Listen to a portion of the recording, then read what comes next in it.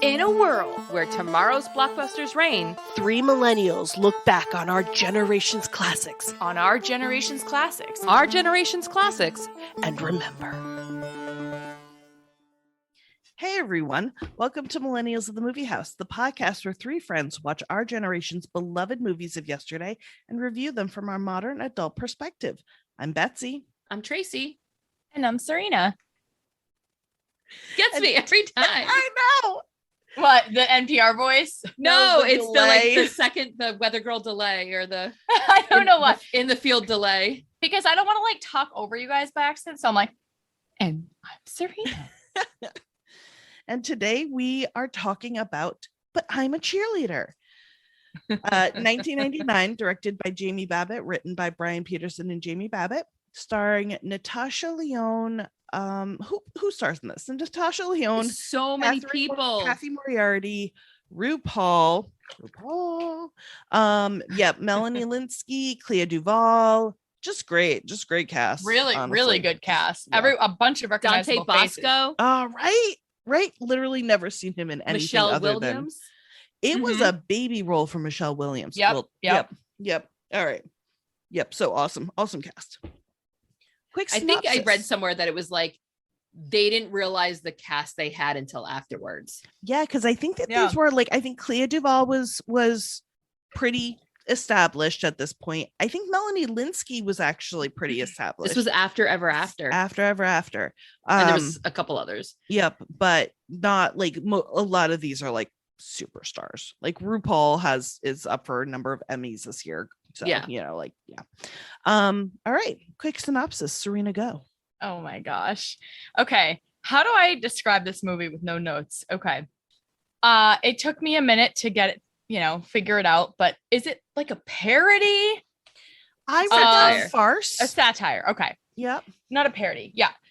So it's basically 1999, everything. I don't know. Was it though? It was. Okay. All right. Yep. It felt 1999 to me. It felt 1960s to me. Well, so, with the main character. Yeah. There was a moment in the late 90s where the 50s came back. Yep. With I remember music and all this stuff, and they leaned into it in this movie, and I thought that was genius of them.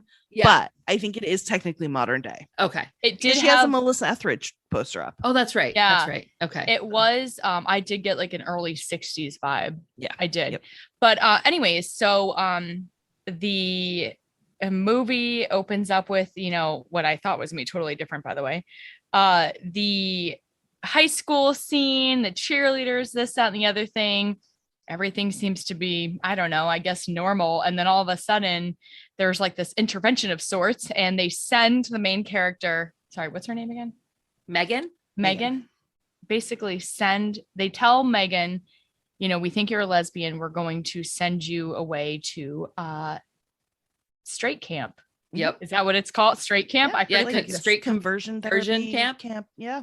I didn't realize that was even a thing. Oh, yeah. I didn't realize that was. So there were a couple things that made more sense as I got into the movie, maybe about 45 minutes in or so. But she had the girl poster up, and then the makeout scene. Okay, this is not a synopsis, but the makeout scene with her and her boyfriend. I thought he was the one fantasizing about the cheerleaders, bouncing around, and it was her. She was the one fantasizing about the girl cheerleaders and whatever. So anyways, turns out she's a lesbian. Spoiler alert. She is a lesbian. And the general kind of idea here is they're trying to fix them and fix quote, and straighten them out. Right. And turns out, after, I don't know, what was it? A couple of weeks, couple of months, something like that. The kids, or I guess the teens, I guess they're about 17 or so, they basically kind of banded together and said, no, this is who we are. This is who we're going to be. And they, I don't know, I guess faked it until they made it, graduated for their parents. But then at the end of the day, they were all kind of, this is, we're going to be who we are. Right. I don't know. All right. Good job. That was good. That was good. That's a very drawn out version of the synopsis, but I can't one line it. There's too much. There's a lot. There's a lot going on. There's another like anti group in the van waiting down by the river. The XXX couple. The XXX. Yep. And oh my God, the woman that runs it, Mary or whatever, her son. A Favorite return character. of our beloved Kathy Moriarty. Yep. From Casper, right? Yep. I knew it. You know what? She even had like a scene. I should have recorded it. She had a scene where she's yelling and I'm like, oh my God, this is Casper. You don't catch it. You don't quite catch it in her voice until she starts yelling and then they're like, yes, her. Yeah, and I love her, by the way, even though she's like great. The bad guy. She's I love so her. Great at being a bad guy. I personally at first I was like, what the heck am I watching here? And then I was like, oh my God, I love the cast. Yep. I love the premise. I love the movie. I love everything about it. And this is honestly like, especially with current events going on, like this is a great movie to kind of bring back into the mix. Everything was very deliberate. Like it had everything from the colors to oh my God, the costume, the amount of imagery that you catch. Because I actually watched this movie, I want to say for the first time, I want to say about a month ago. Really? And it was just a coincidence I came up for podcasts. And this, so it was still fresh in my mind. I was able to watch it a second time around, paying attention to the visuals a little bit more. And the imagery, you could watch this 20 times and catch different things every time, I think. That said, I think that's actually why it got panned a little bit. It definitely got panned when it came out. I don't want to say panned. What do you mean panned? The reviewers didn't take kindly to this movie when it came out. It was 1999. I still feel like people were like being wicked homophobic. That's exactly what. They're still very homophobic today in 2022. I read a fantastic article in Vanity Fair. It was an interview with the director about the 20th anniversary of it. So it was from a couple of years ago. And she basically, that was how she was like, you have to bear in mind that the reviewers back then, they were 50, 60-year-old white men, and that was it. That's it. You know? So I was going to say, like, I want to say millennials, when we were teens, we were starting to be like, no, it's okay. But it was still scary coming out. Yeah. Yes. Like Matthew Shepard was 98. So that was another thing that the director talked about. And it's something that's still prevalent today. When you have a movie that the main characters are LGBTQIA, a lot of the times they're not comedies, they're not they're sexual orientation positive, but like they don't have happy endings. They're dramatic, they're tough situations you're dealing with, and just like hard movies. And she made a point of being like, I wanted this happy comedy where they get together at the end and you see this positive lesbian couple. And she even talked about how she wanted to make sure that there was a difference between gender identity and sexual identity in Megan, because just because she's a lesbian doesn't mean she still loves being a cheerleader. She still loves Pink. She still loves Girly, and that's all okay. Yeah. Which her opposite was it Jan? Jan, yes. She was the opposite, where she looked very butch. She wore baggy clothes. She had short cropped hair, but she still liked men. Yep. Yeah, I thought that was an interesting thing that Jan. I think they were skirting some issues there, and then they didn't quite delve into it, which I forgive them for, because again, it was 1999. They can only do so much with a movie at this point. It's early. Yeah. But anyway, let's take it a step back. Can I read a quote real quick of an article I was reading that I really, really liked? It says that this movie pushes society's traditionally binary views of gender responsibilities to their absolute extremes, and in doing so demonstrates just how absurd it can be. I love that. That's fantastic. Yeah, that's well said. Yeah, well that's beautifully said. And it's still pertinent 22 years on that you still, we still see so many stereotypes in media, even if it's more accepting, even if more stereotypes are accepting and different types. But, this is just a very intelligent movie that didn't really get a good release and wasn't well received. And so it kind of Goes fell to show. under the radar. And from what I understand, it was always well loved and well accepted by the LGBTQIA. I did it. Can we just go by the accepted name of the Alphabet Mafia? The Alphabet Mafia, thank you. That is my favorite. That is a great term for it. I forgot about that term. So the movie was always well loved by that community. And I think it's in recent years that people are like, oh yeah, do you remember this movie from 99? Dude, it's more relevant now than ever. Yeah. It is. And it's how many years? I think, yeah, geez, too many. That's what I mean. It was rated R, right? Yeah. Yes. So it was going to be NC-17, and then they edited it down. And I almost feel like it's important to leave some of those scenes in because of what they meant. But I almost feel like it may have hurt the movie, where if they made it just for teens, I feel like maybe more people, younger people maybe would have watched it. So I was 14 when this came out. I didn't go see it. I had never even heard of it. I don't know if it was just because it wasn't in theaters that long or I don't know. But seeing it now, I can see how a movie like this is so important to, like, I remember going to see all of the teen dramas, the 10 Things I Hate About You, all those things. It's this movie. Yep. But for the Alphabet Mafia, the LGBTQ plus, but I can see how important that is to see yourself. I mean, representation is so important. Yeah. So, I mean, she was, again, I'm sorry, I'm going to be referencing this Variety interview because it was such great interview. But she, she said she had to kind of fight to get that NC-17 taken away. She was like, I thought this was a G movie, because if you took these characters and made them straight, it would be a G movie. Yep. So she was having to deal with so many different issues at the time. Yep. So just to get an R rating, she was happy. She was like, all right, fine, I'll do it. Yeah. Still had to take, like you said, take out a couple of scenes, still had to change a couple of scenes, but I think she kept the integrity of the movie. Definitely. Oh, absolutely. Yeah. And I think along the same lines, she was saying not just a straight cast, but the things that women were doing that are women allowed to do in film compared to what men are allowed to do in film. Yeah. Yep. Yeah. Wait a minute. What way the hell? different. Yep. All right. Well, let's take a step back. Yeah, no, I got like real worked up. Well, because like honestly, the thing about it is I feel like the reviews of this movie really were tainted because of the homophobia, and that kind of stuff makes me so upset. Like, love who you want to love.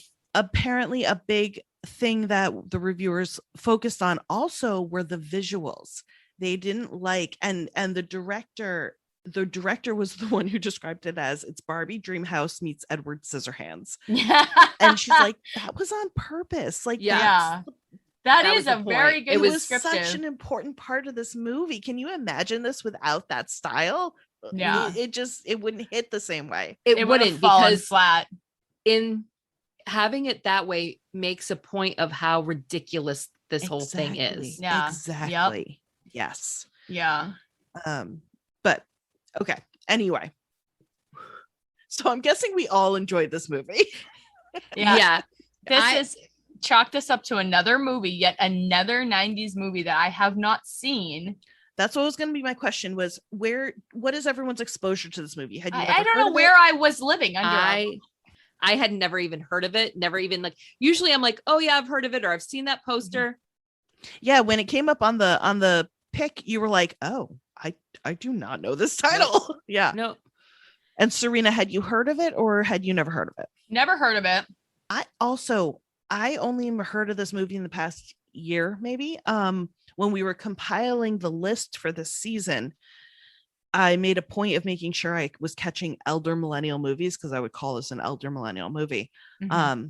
And that popped up on a few lists, and I was like, oh, I don't know what this is. So I kind of looked into it a little bit, and I mentioned it to my sister, who is an elder millennial, and she was like, oh my God, you've never heard of that movie? It's a great movie. Mm-hmm. So okay.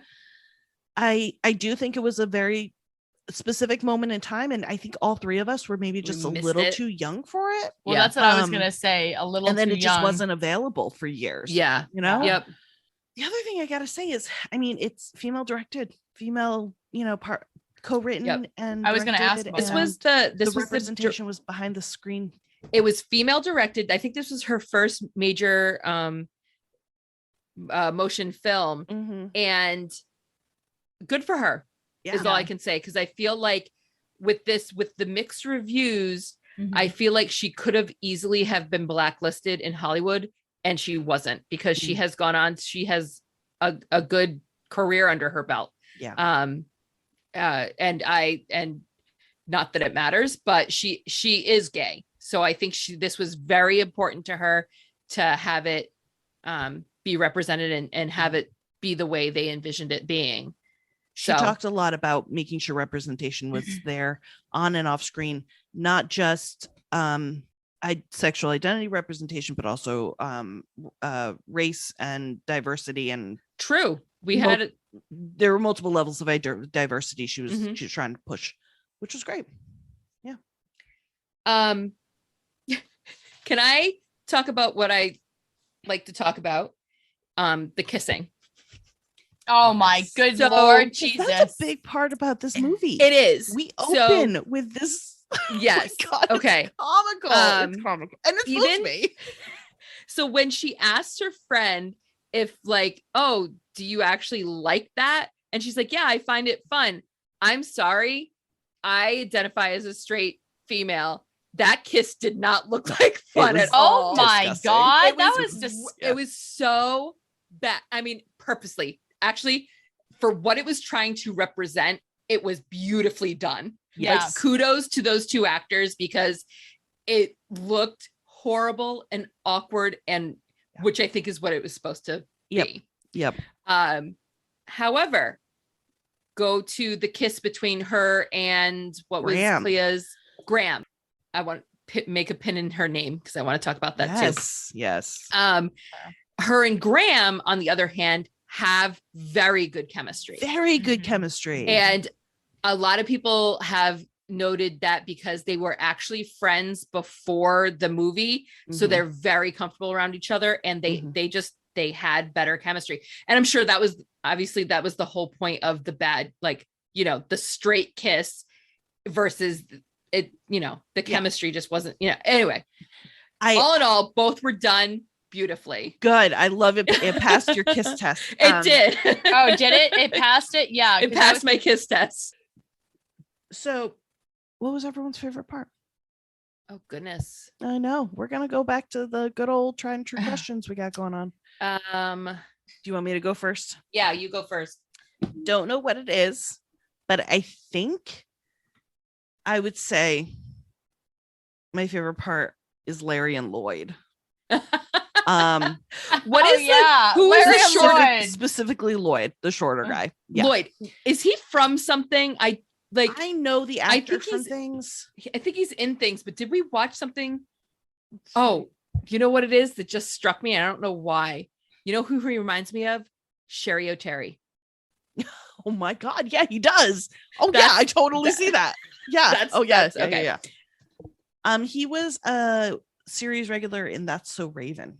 I think that's what I know him Lord. from. That I'm like, I watched that. Yep.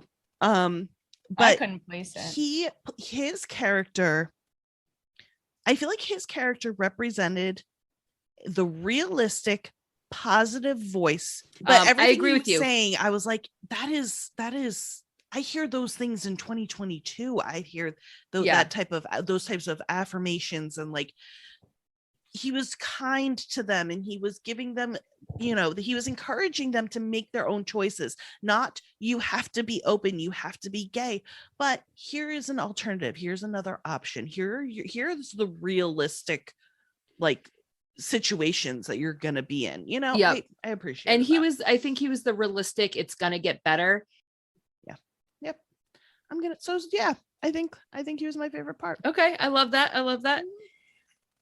I think my favorite parts were when they were separating the girls and the boys, and they were teaching them, like, I think their thought was, we're going to teach you traditional roles so you know what to do and how to fit into society. Yes. And I think it was the wood splitting that just got me. Oh my God. It was just like learning Wood how to do splitting. it. Yeah. Funny. And then like when I think one guy like flipped up the axe and it went behind them and they they ran because they were afraid of it. But even RuPaul was like, ah! Yeah.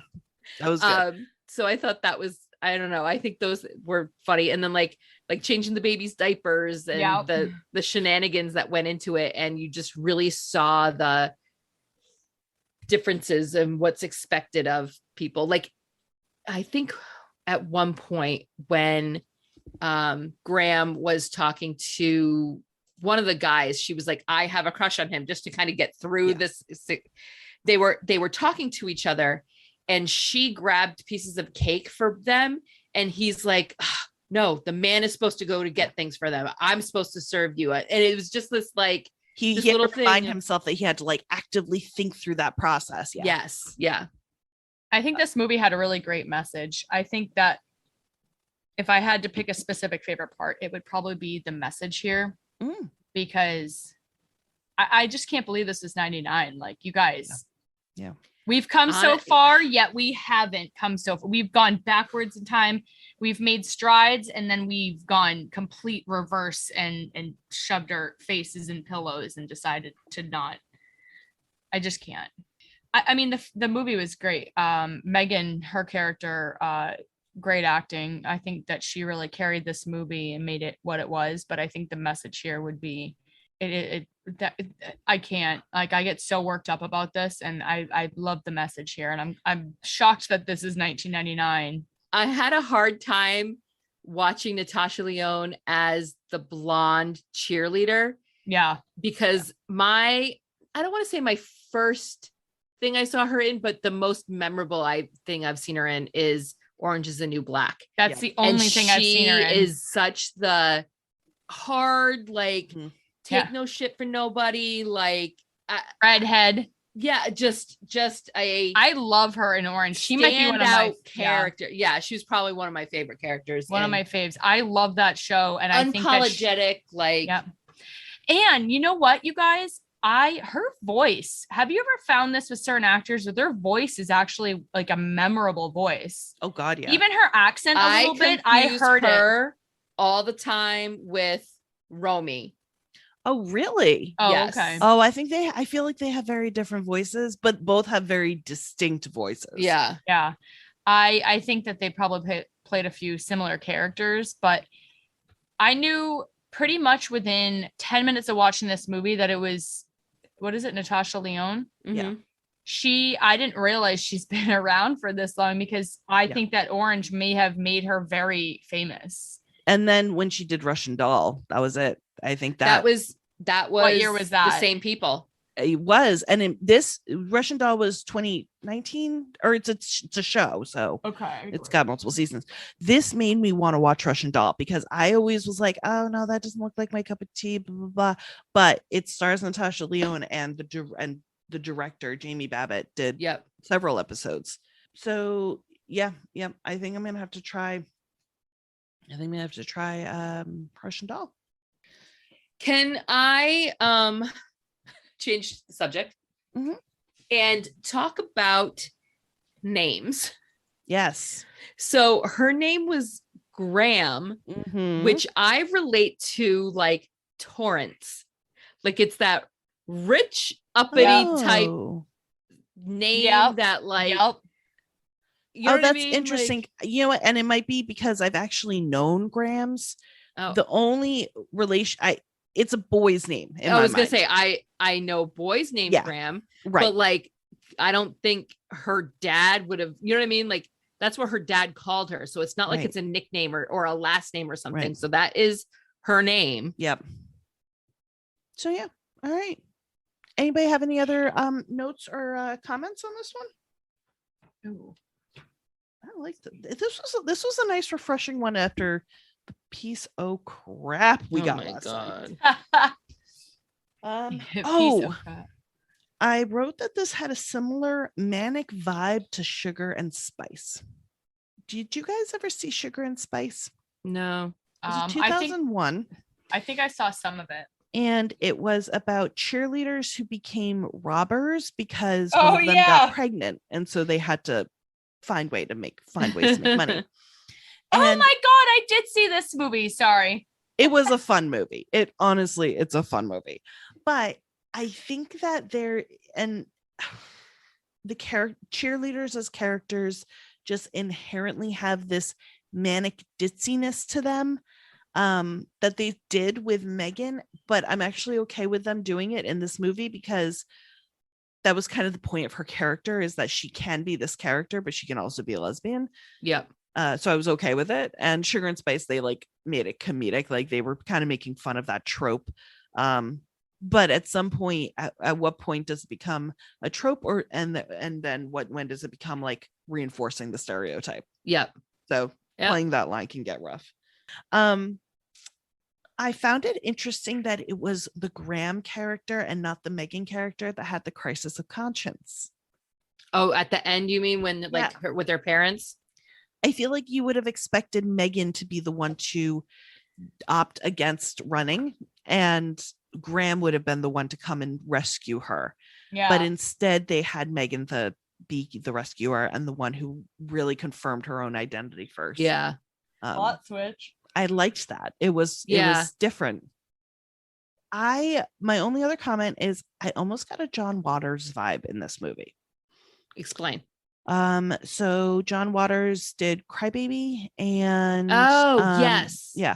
And I know that Mink Stole like was what put it into my head. So she played the mother in this, and she was in Crybaby, and so I think that's what like initially like put that into my brain, but definitely has that like heightened stylized vibe. Yes, that I feel like she really kind of channeled John Waters a bit.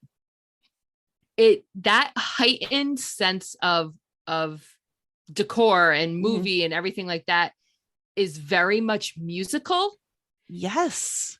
Stage, because you have to have those bold choices because you don't get a lot. You just get a couple of accent pieces to make your point. Yes. Having said that, this was also turned into a musical. I know. And I would watch this on stage. I would too. Honestly. And I don't think it ever made it to Broadway. No, it looked like it was just like a limited run at some random in like theater. London or something. Yeah, right. Which I'm actually surprised, and I almost wish it would like have a revival now, because I feel like I feel like it would do good, especially coming out of pandemic and everyone wants to like, see something new. I don't want to see another. I mean, I don't get me wrong. I love 80s revival, stuff, but I don't want an 80s movie put onto the stage again. I don't want to watch Lee Michelle do something. I want something new. I want something new. And this would be something new. I mean, obviously it's also a rendition of a movie, but it's a movie that most people haven't heard of or seen. So make it into a musical, bring the story back to life. That would be great. Yeah. All right. Martini Shot. Would you recommend this movie? Yeah. Yes. Definitely. Yeah. Easy. 3 easy yeses. And what else would everyone recommend? What else are people watching? I blame my sister-in-law, Erin. It's called Alone. Okay. It's got one season on Netflix. I think it's like season 6 or something, but Hulu has all of the seasons. And it's 10 participants are dropped off in the middle of nowhere, and you have to outlast and live by yourself. Everybody. Is that like Alone and Afraid? I don't know that one, but yeah, it's like Survivor, but like they're prepared.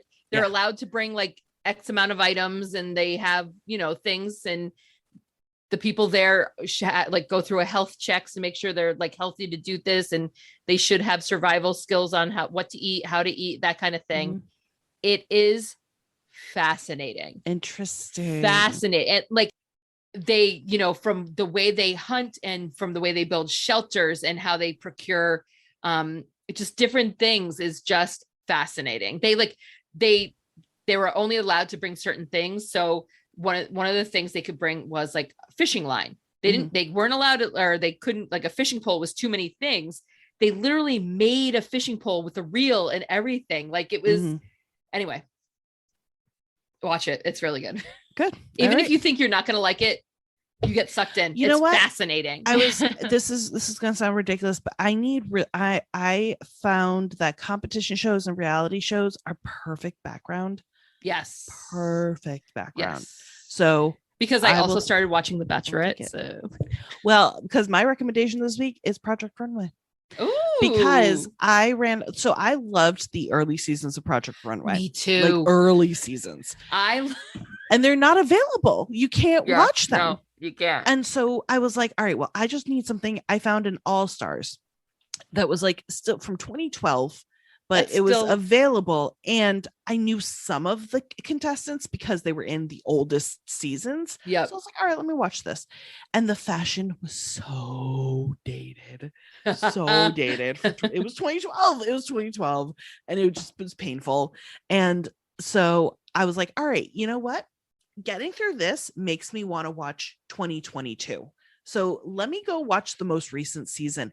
And the most recent, it's fantastic. It's so good because not only is obviously the fashion up to date, I feel like the contestants they're getting are better caliber contestants. They are true like masters of their crafts. And the attitude of this, I don't know if it's all competition shows. I don't watch a lot of competition shows, but especially this one. All right, I do watch competition shows. The attitude has started to shift. And I really think it's a lot to do with Great British Bake Off. Part of the reason Great British Bake Off is so popular is because the contestants are genuinely nice to each other. Yep. They are supportive and they help each other. And it's not like, the 2012 All-Stars was like, I'm going to cut your throat if you, very, very like competitive and you're not my friend. You're my competitor. Like, let's have this like, drama on screen, like whatever. And this season, there's definitely still some drama. There's some like butting heads. They have to have drama. But they are so much more supportive than I have ever seen. It was great. It was great. Just an attitude difference, and it made all the difference in the world. Yeah. Anyway, I think there needs to be more. There needs to be more of those. Is Christian Siriano? Yes, Christian Siriano is the new Tim Gunn. I love him. I watched a season of Runway. Maybe it was last year's, like recently, and I was like, I love him. Yeah, he's great. I love him. So. Definitely recommend the new season of Project Runway. So, okay, cool. All right. Are we ready for the reveal of the next movie? Oh, snap. Girl Interrupted. Oh my God. Ooh. Yeah. We just say that. We just referenced that movie. Because I think Clea Duvall is in it, I was right? going to say Clea Duvall is Guys, in that, I have been dying to watch this movie. Good. You know what? Brittany Murphy. Yeah. Angelina Jolie. My mom's gonna Winona Ryder. I always get them mixed up. Winona Ryder.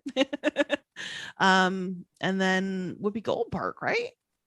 I have watched this so long. Oh, 1999, same year. Wow. Thanks for joining us. If you like what you hear, you can find more great episodes over on our website, www.millennialsthemoviehouse.com, or wherever you find your podcasts. Curious about updates, extras from our episodes, or want to add your 2 cents about a reviewed movie? We're also on Twitter and Instagram. Our handle for both is @themoviemillies. Check us out and make sure to follow us. So until next time, we're millennials, and we'll see you at the movie house.